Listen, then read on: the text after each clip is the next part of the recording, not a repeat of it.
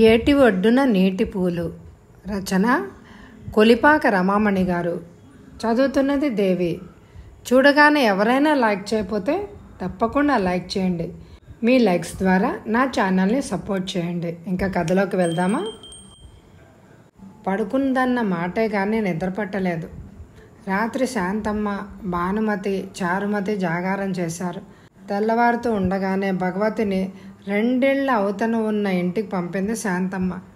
వారి అబ్బాయి కూడా కాలేజీలో చదువుకున్నాడు. అతనికి అన్న గురించి తెలియదంటమ్మా.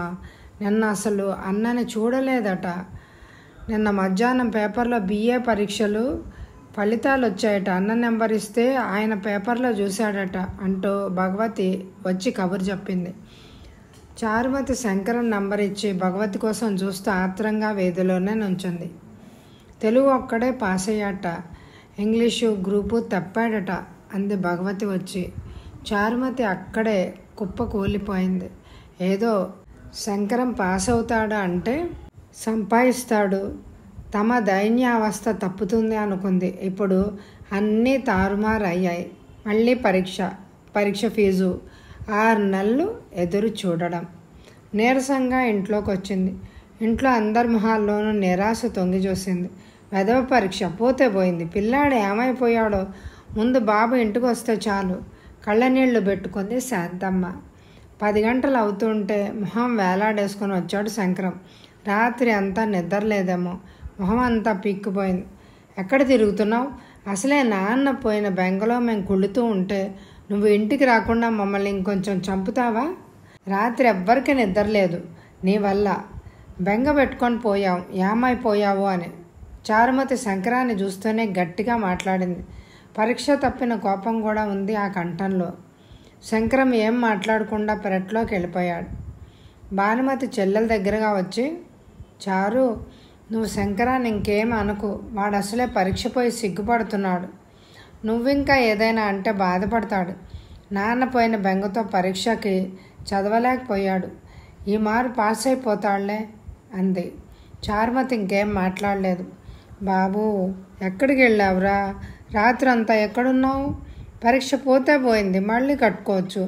నువ్వు బాధపడకు బాబు అంటూ గాద్గదిక స్వరంతో తల్లి శంకరాన్ని అనునయించడం వినిపించింది లోపల నుంచి. ఇల్లంతా బావురమంటోంది. ముసలమ్మ లేని వెళ్తే ఇంట్లో బాగా కనిపిస్తోంది. ఆవిడ పనేం చేయకపోయినా, చివరి రోజుల్లో మంచం మీద నుంచి లేవలేకపోయినా ఇంట్లో ఆవిడ ఉండడం ఒక నిండుతనం ఉండేది. అందరికీ పెద్ద దిక్కు అనిపించేది. ఆవిడకి మనవడన్నా మనవరాళ్ళన్నా ఎంతో అభిమానం. అందరినీ ఆప్యాయంగా చేరదీసేది. కోడల్ని కూతురులా చూసుకునేది. మధ్యాహ్నం 4 అయింది. ఇంట్లో నిశ్శబ్దాన్ని చీల్చుకుంటూ బయట నుంచి ఎవరిదో గొంతుకు వినిపించింది. సూర్యారావు గారు ఇల్లు ఇదేనా అండి? భగవతి బయటకు వచ్చి చూసింది. ఎవరో 20 సంవత్సరాల యువకుడు నిలబడి ఉన్నాడు. చురుకైన కళ్ళు, ఉంగరాల జుట్టు, మంచి తెలివైన మొహం. ఇదేనండి. ఎవరు కావాలి అంది భగవతి.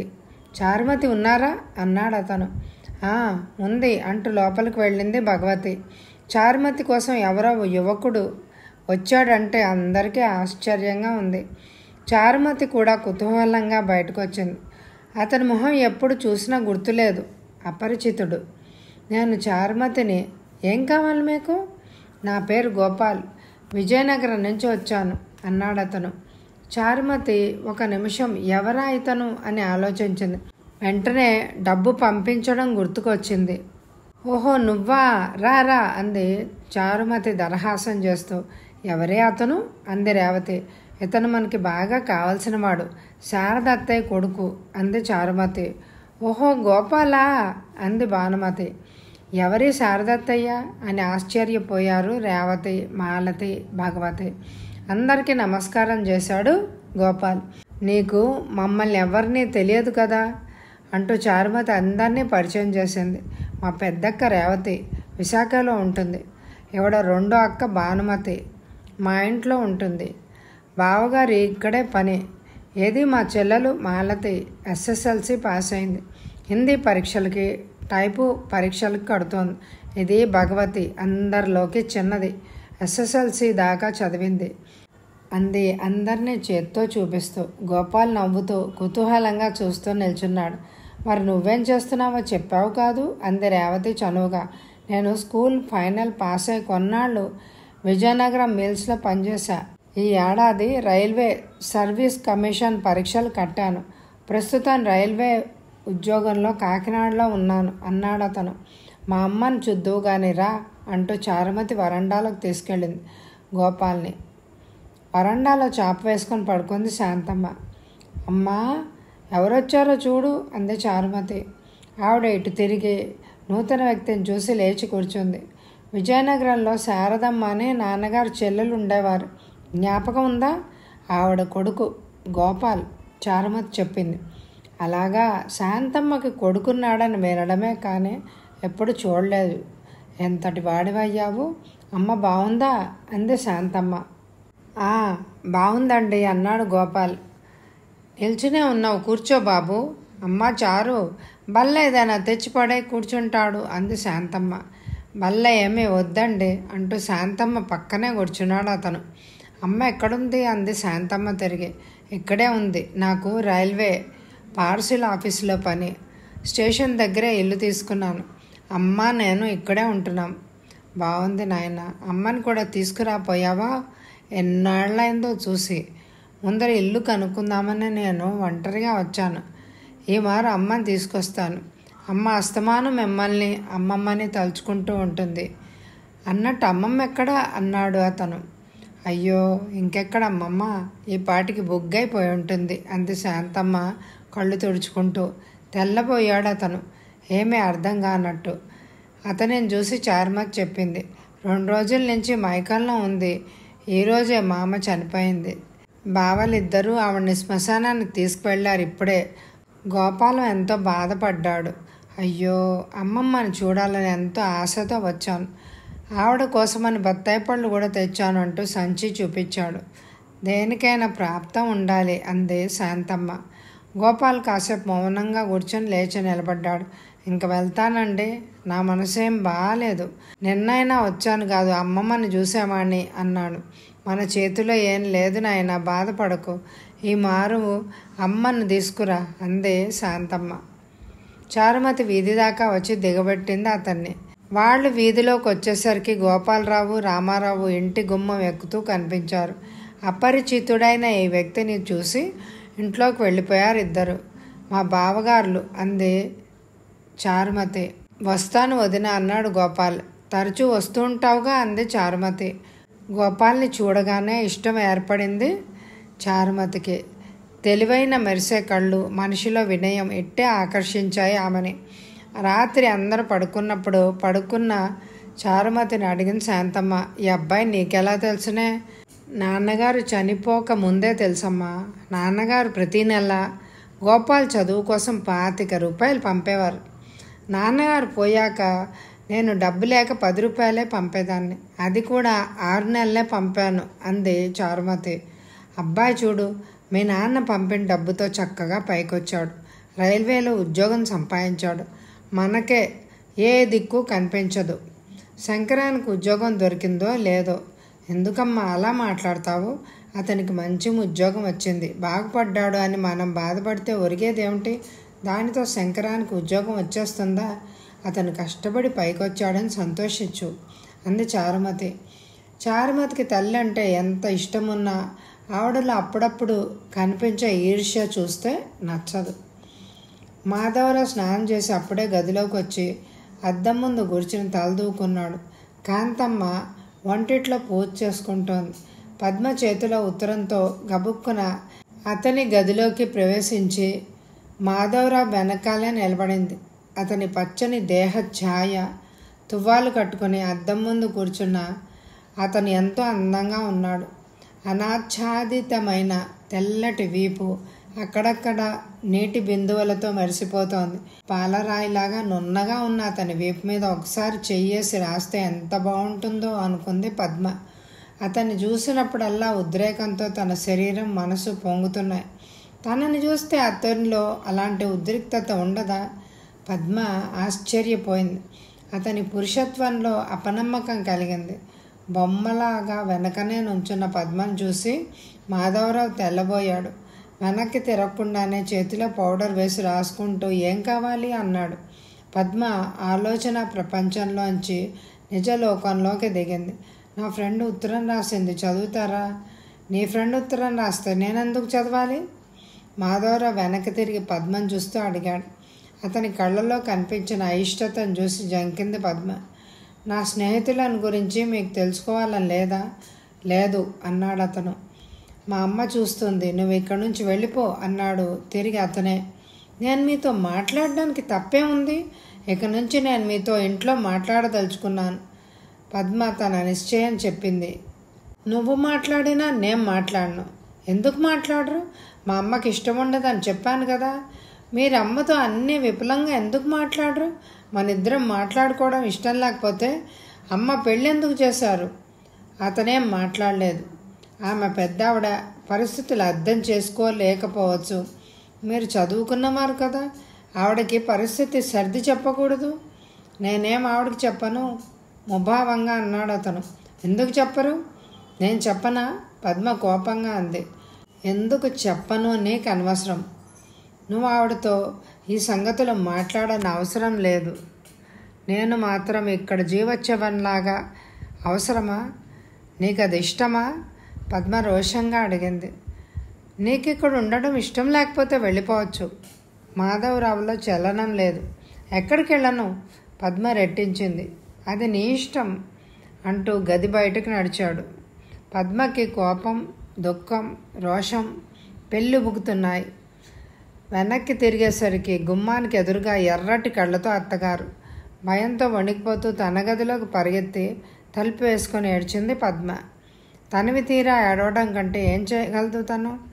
తను ఒక పద్మ వ్యూహంలో చిక్కుకుంది. ఆ వ్యూహంలో బ్రతకలేదు, బయటపడలేదు. ఎంత అందంగా ఉంటేనే, ఎన్ని సౌఖ్యాలు ఉంటేనే భర్త ప్రేమ లేని స్త్రీ జీవితం వ్యర్థం. ఏ తప్పు చేసిందని తనకి శిక్ష విధించాడా భగవంతుడు? ఎన్నో అనుకుంది. అత్తగారి ఎడల మంచిగా ఉండి ఆవిడ్ని మార్చాలనుకుంది. ఎప్పుడూ అనుమానంతో, తన అందాన్ని ఈర్ష్యతో చూసి అత్తగారు తనని దగ్గరికి చేరనివ్వలేదు. భర్తకి దగ్గరగా వెళ్ళి అతన్ని తన వైపు తిప్పుకోవాలనుకుంది. ఒకసారి అతనిలో పురుషత్వాన్ని రెచ్చగొడితే తనవాడు అవుతాడు అని అనుకుని సిగ్గు విడిచి భర్త దగ్గరికి వెళ్ళింది. అతనిని రెచ్చగొట్టే ప్రయత్నం చేసింది. అన్నీ వృధా అయ్యాయి. అతనికి లోకంలో కనిపించే వస్తువు ఒకటే, అమ్మ. అమ్మ అమ్మ కోసం తన జీవితాన్ని బలి చేసుకుంటాడు. భార్య జీవితాన్ని బలి చేస్తున్నాడు.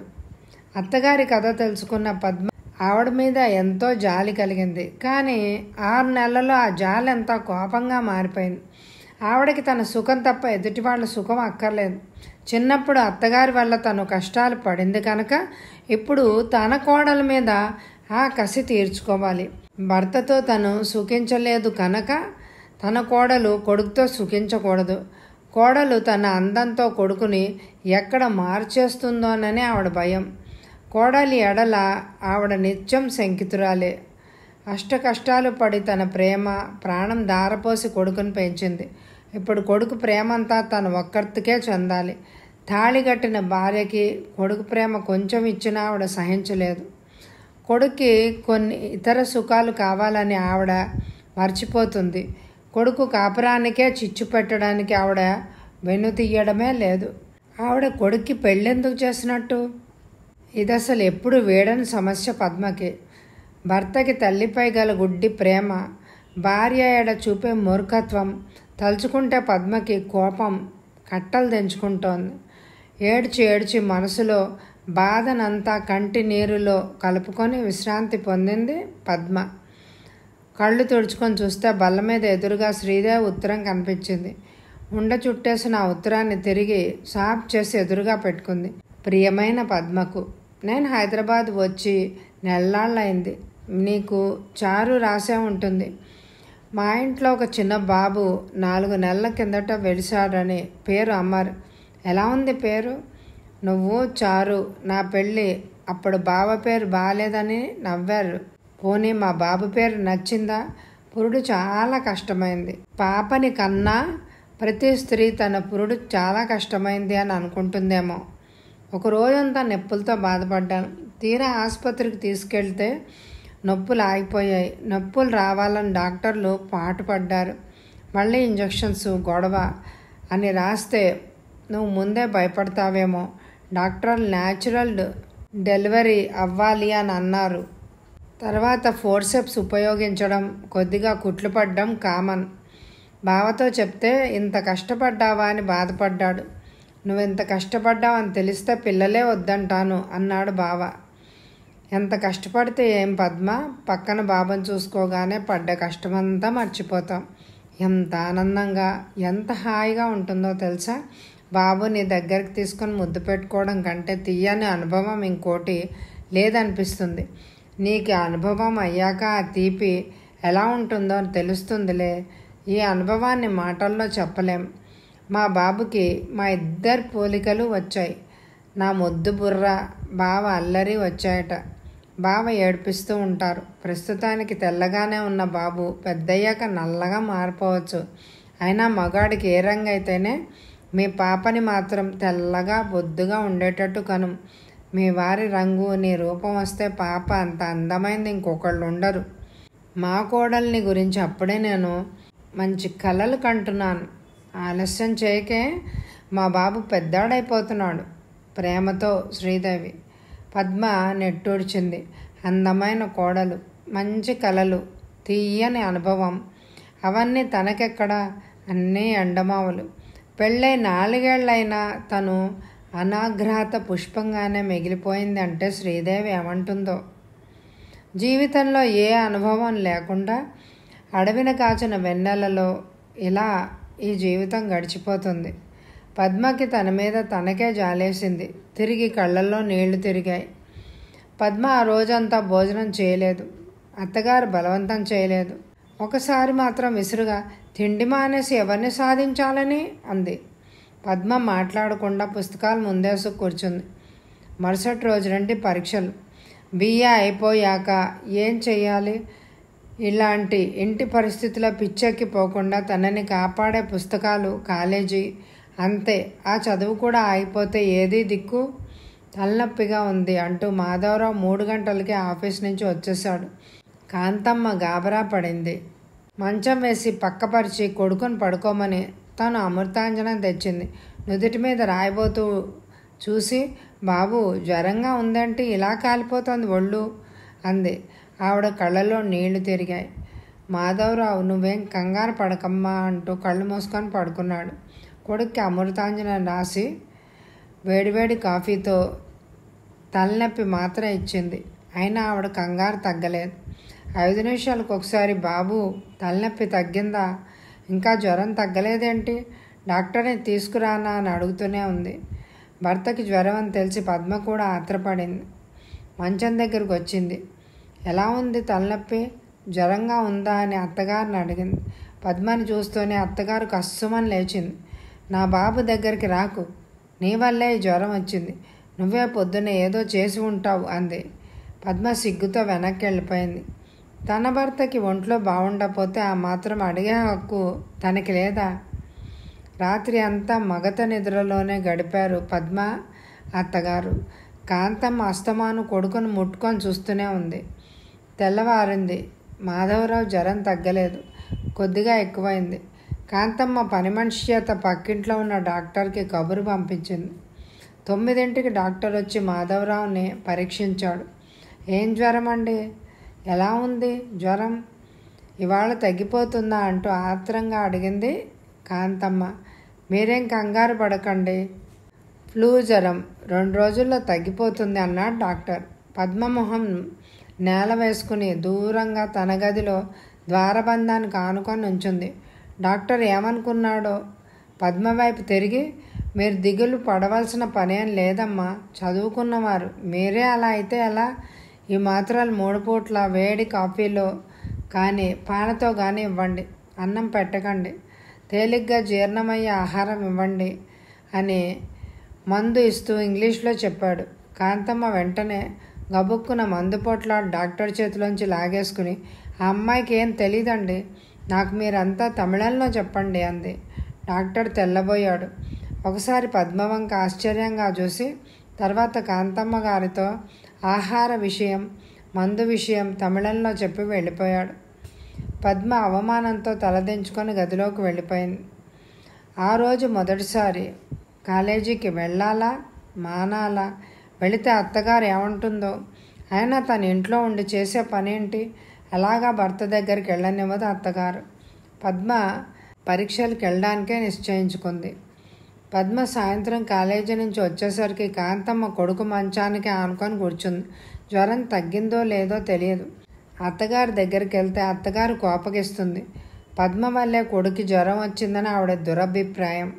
పొద్దున్నుంచి భోజనం లేదు, పైగా పరీక్షలు రాసిన అలసట. పద్మ వంటిట్లోకి వెళ్ళింది, కానీ పొద్దున వంట చేసిన జాడ లేదు. అక్కడ కాంతమ్మ భోజనం లేకుండానే కొడుకుకి ఉపచారాలు చేస్తూ కూర్చుంది. పద్మ వంట చేసి భయపడుతూ అత్తగారి దగ్గరికి వెళ్ళి, భోంచేస్తారా? వంట చేస్తాను అంది మెల్లగా. నా కొడుక్కి జ్వరం వచ్చి పస్తు పడుకుంటే నేను భోజనం చేయమంటావా? ఏమైనా బుద్ధుందా నీకు? అవును, తల్లి ప్రేమ నీకేం తెలుస్తుంది? వాడలా పడుకుని ఉంటే నువ్వు షోక్గా కాలేజీకి వెళ్ళి రాగలవు, సుష్టిగా భోజనం చేయగలవు. నువ్వు వెళ్ళి మెక్కు, నాకు వద్దు అంది కాంతమ్మ కోపంగా. పద్మ వంటిట్లో లైట్ ఆర్పి తలుపు వేసి వచ్చి గదిలో పక్క మీద వాలిపోయింది. కళ్ళల్లో నీళ్లు వస్తూ ఉంటే, ఏమిటి ఇంకా నేను శిలలా మారిపోలేదా అనుకుంది. 2 రోజులు మాధవరావుకి జ్వరం తగ్గింది, కానీ ఆ రోజు పచ్చం పెట్టద్దన్నాడు డాక్టర్. మాధవరావుతో పాటు తల్లికి భార్యకి పస్తు. ఆ రోజు భోజనం నిద్ర లేకుండా ఎలా ఉండగలదావిడ అని ఆశ్చర్యపోయింది పద్మ. కొడుకు పస్తుంటే లోకంలో ఎవ్వరూ భోంచేయకూడదా ఏమిటి? వెర్రి ప్రేమ. కాంతమ్మ కొడుక్కి రాత్రింపవళ్ళు ఉపచారాలు చేస్తూ ఉంది. కోడల్ని మాత్రం మంచం దగ్గరికి రానివ్వలేదు. పద్మ మనసు మొద్దుమారిపోయింది. వాళ్ళు తల్లి కొడుకులను నేనెవరిని, నేను వీళ్ళకి ఏం కాను అనుకొని పరీక్ష పాస్ అయితేనే లేకపోతేనే ఏదో వేదాంతం, నిరాశ ఆవరించాయి. నిన్న అత్తగారి మాటల్లో తలలో బొప్పి కట్టింది. మళ్ళీ ఈ పరీక్ష ఈ రోజుకి వెళ్తే ఏ మాటలు పడవలసి వస్తుందో అని ఆ రోజు పరీక్షకు వెళ్ళలేదు పద్మ. 3వ రోజు మాధవరావుకి పథ్యం పెట్టారు. ఆ రోజు భోజనం చేయడానికి అత్తగారు అనుమతి ఇచ్చినా అన్నం తినలేకపోయింది పద్మ. సాయంత్రానికి విపరీతమైన తలనొప్పి, జ్వరం వచ్చాయి. ఎవరితో చెప్పుకోను అనుకుంటూ మౌనంగా పడుకుంది. మరుసటి రోజు మాధవరావు ఆరోగ్యంగా లేచి తిరగడం ప్రారంభించాడు. పద్మ మాత్రం ఒళ్ళు నొప్పులు, తలనొప్పి, జ్వరంతో పక్క మీద నుంచి దిగలేకపోయింది. 8 గంటలకు అటువైపు వచ్చిన కాంతమ్మ కోడలు ఇంకా పడుకుని ఉండడం చూసి, ఏ మహారాణి గారికి ఇంకా తెల్లవారలేదా అంది వ్యంగ్యంగా. జ్వరం వచ్చింది, తల పగిలిపోతోంది అంది పద్మ మెల్లగా. ఎవరికైనా ఉసిరు పెడితే ఊరికే పోతుందా? అనుభవించాలి అంటూ అత్తగారు వెళ్ళిపోయింది. గంట తర్వాత డాక్టర్ వచ్చాడు. పద్మను చూసి, ఈవిడికి ఫ్లూయా వచ్చింది, భయం లేదు. ఇంట్లో ఒకరికి వస్తే తక్కిన వాళ్ళకు కూడా రావడం మామూలే. అబ్బాయికి ఇచ్చిన మాత్రలే ఇస్తాను అన్నాడు. డాక్టర్ అటు వెళ్ళగానే, విన్నావుగా ఆయన మాటలు, రోజుకి 3 సార్లు వేసుకోవాలట ఈ మాత్రలు, బల్ల మీద పెడుతున్నాను వేసుకో అని బయటకు వెళ్ళిపోయింది కాంతమ్మ. కొడుక్కి జ్వరం వస్తే అన్ని ఉపచారాలు చేసిన ఆవిడ కోడలికి వస్తే అలా ఎలా విదిలించేయగలదు? ఒకరి మీద అంత దయ కురిపించే రెండో మనిషి ఎడల అంత నిర్దయగా ఎలా ప్రవర్తిస్తారు అనుకుంది పద్మ. జ్వర తీవ్రత, తలనొప్పి ప్రతి మనిషికి కష్టాల్లో, అనారోగ్యంలో ఉన్నప్పుడు తల్లి తండ్రి జ్ఞాపకం రావడం సహజం. పద్మ తల్లిని తండ్రిని జ్ఞాపకం చేసుకొని ఏడ్చింది. పువ్వుల్లో పెట్టి ప్రేమంతా కుమ్మరించి ఎంతో గారాభంగా పెంచి ఈ రాక్షసుల మధ్యకు పారేసావమ్మ నన్ను. పెళ్లి పేరు చెప్పి నీ చల్లటి నీడ నుంచి ఈ అగ్నిగుండంలోకి ఎందుకు తోశారమ్మా? దిక్కులేని దానిలా జ్వరంతో అల్లాడిపోతున్నానని తెలిస్తే ఎంత బాధపడతారో అనుకుంటూ దుఃఖించింది. పద్మ జ్వరం 4 రోజుల దాకా తగ్గలేదు. రోజు డాక్టర్ వచ్చి చూసేవాడు. అత్తగారు కాఫీ కాచిపోసేది. మాధవరావు డాక్టర్తో పాటు రోజు భార్య గదిలోకి వచ్చి డాక్టర్తో మాట్లాడిపోయేవాడు. ఒకరోజు భార్యని మాట వరుసకైనా ఎలా ఉంది పద్మ ఒంట్లో అని అడిగింది లేదు. పద్మ జ్వరంలోనే ఒక నిశ్చయానికి వచ్చింది. ఈ తల్లి కొడుకులకి నేను అవసరం లేదు, ఎవరికి అవసరం లేని చోట నేను ఉండడంలో అర్థం లేదు అని. పద్యం తీసుకున్న 3వ రోజు పెట్టె పరుపు సర్దుకుంది. ఆఖరి ప్రయత్నంగా భర్త ఆఫీస్కి వెళ్ళిపోతూ ఉంటే చెప్పింది, నేను కాకినాడ వెళ్ళిపోతున్నాను అని. మాధవరావు ఒక్క నిమిషం ఆగాడు. నీ ఇష్టం అని ముందుకెళ్ళాడు. వద్దు, ఇప్పుడెందుకు, మళ్ళీ ఎప్పుడొస్తావని నీరసంగా ఉన్నావు, ఒక్కర్తివి వెళ్ళగలవా? ఏ మాట అతని నోటి నుంచి రాలేదు. సాయంత్రం పని మనిషి చేత టాక్సీ తెప్పించుకుంది. డ్రైవర్ వచ్చి పెట్టె పరుపు తీసుకొని వెళ్ళాడు. అత్తగారు హాల్లో నుంచుని చూస్తూ ఉంది. ఆవిడతో వెళ్తున్నానని చెప్పనా అని ఆలోచించింది పద్మ. ఆవిడకి నేను అవసరం లేనప్పుడు నాకు ఆవిడ వద్దు అనుకుని మౌనంగా టాక్సీ ఎక్కి కూర్చుంది. మద్రాస్ హౌరా మెయిల్ మద్రాస్ నుంచి రాత్రి 8 గంటలకు బయలుదేరుతుంది. అందులో ఎక్కింది పద్మ. రైలు బయలుదేరింది. ప్రయాణికులకు వీడ్కోలు చెప్తూ మద్రాస్ పౌరులు చేతులు ఊపుతున్నారు. పద్మకి మాత్రం అక్కడ ఎవరూ లేరు. మద్రాస్తో నీ రుణం తీరిపోయింది అంది పద్మ మనసు. అస్థి పంజరంలా నీరసంగా ఉన్న పద్మ శరీరం అంతా వణికిపోయింది. ఒకసారి నేను చేసేది మంచి పనేనా అనుకుంది. రైలు జనంతో కిటకిటలాడిపోతోంది. అయినా ప్రయాణికులంతా అలాగే చోటు చేసుకొని సామాన్ మీద వాలి బెంచీల కింద దుప్పట్లు పరుచుకొని నిద్రలో మునిగిపోయారు. కూర్చున్న వాళ్ళు ఒకరి మీద ఒకరు వాలి తూగుతున్నారు. నిద్ర సుఖమెరగదు మరి. పద్మ ఒక్కడితే కిటికీ దగ్గర కూర్చుని నేను ఒంటరిగా మిగిలిపోయాను అనుకుంటూ రాత్రి అంతా జాగరణ చేసింది. మనసులో ఎన్నోసార్లు ఆత్మహత్య చేసుకోవాలని అనిపించింది. ప్రోత్సహించింది కూడా మనసు. రైలు కృష్ణా బ్రిడ్జి మీద నుంచి వెళ్తున్నప్పుడు, గోదావరి నది దాటుతున్నప్పుడు రైల్లోంచి గెంతి నీటిలో పడి చచ్చిపోదామనుకుంది. కానీ తల్లి తండ్రి మమ్మల్ని అన్యాయం చెయ్యకమ్మా అంటున్నట్టు అనిపించి జీవచ్చవర్ణగా అలాగే కూర్చుండిపోయింది. మర్నాడు మధ్యాహ్నం 2 గంటలకు ఇల్లు చేరింది పద్మ. తెల్లగా పాలిపోయి నీరసంగా అస్థి పంజరంలాగా ఇల్లు చేరిన కూతుర్ని చూసి వారు గుండెలు బాదుకొని ఏడ్చారు. ఉత్తరమైన రాయకుండా ఒంటరిగా ఆ స్థితిలో వచ్చిన కూతుర్ని చూసి ఆశ్చర్యపోయారు నారాయణరావు గారు. చారుమతి ఇంట్లో అంతా సంతోషంగా ఉన్నారు. మే నెల 1వ తారీఖున శంకరం దగ్గర నుంచి ఉత్తరం 500 రూపాయల మనీ ఆర్డర్ వచ్చాయి. ఆ రోజు శాంతమ్మ సంతోషం చెప్పనలవి కానిది. ఇంట్లో అందరికీ కూడా మహానందం అయింది. శంకరం ఉత్తరంలో 4 ముక్కలు రాశారు. అమ్మకు నమస్కారాలు. నేను క్షేమంగా ఉన్నాను. ప్రస్తుతం నేను మధ్యప్రదేశ్లో బిజోరి అనే ప్రదేశంలో బొగ్గు గనుల్లో ఉద్యోగం చేస్తున్నాను. గనుల్లో పనిచేస్తున్నానని భయపడకు, ప్రమాదం ఏమీ లేదు. ఈ ఉద్యోగం ఎలా వచ్చిందో నేను మన ఊరు వచ్చినప్పుడు వివరంగా చెప్తాను. నాకు ఇప్పుడు నెలకి 300 రూపాయల పైన దొరుకుతోంది. ప్రతి నెల నేను 100 రూపాయలు ఇంటికి పంపుతాను. తొందరలోనే సెలవు తీసుకొని వస్తాను. అక్కడ అందరు బాగున్నారని తెలుస్తాను. మా అమ్మ ఆరోగ్యం ఎలా ఉంది? రేవతక్క, బావగారు, పిల్లలు క్షేమంగా ఉన్నారా? చారుని, భగవతిని అడిగానని చెప్పు. అందరినీ చూడాలనుంది. మన ఇంట్లో ఉండే రామారావు మాస్టర్ బాగున్నారా? ఆయనకి నా నమస్కారాలు అందజేయి. ఉంటాను. శంకరం. ఉత్తరం చదువుకుని బాష్పాలు రాల్చింది శాంతమ్మ. తమ సంతోషం పంచుకోవడానికి అత్తగారు భర్త లేరని విచారించింది అంతలోనే. శంకరం పంపిన 500 చూడగానే పెద్ద బరువు తీరినట్టు అనిపించింది చారుమతికి. పూర్వం పరీక్షల కోసమని, ముసలావిడ మందుల కోసము, భగవతి పెళ్లి చేసిన అప్పు, ఇలా కొన్ని మిగిలిపోయాయి. ఆ అప్పుల మీద వడ్డీ పెరుగుతోంది.